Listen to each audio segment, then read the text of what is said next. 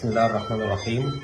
دي حالة بريست طبعا، حجمه كبير جدا، هيوج، والحلمة الليفل بتاعها، المستوى بتاعها ساقط، فهنحتاج نعمل تصغير واستئصال لأنسجة الثدي مع رفع الصدر عشان نحصل على الشكل الفت بالنسبة للبريست ده.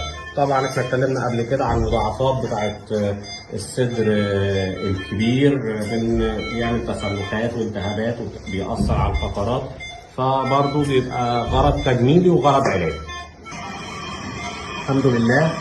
طبعا الفرق واضح ما بين حجم البريست قبل العملية ودلوقتي.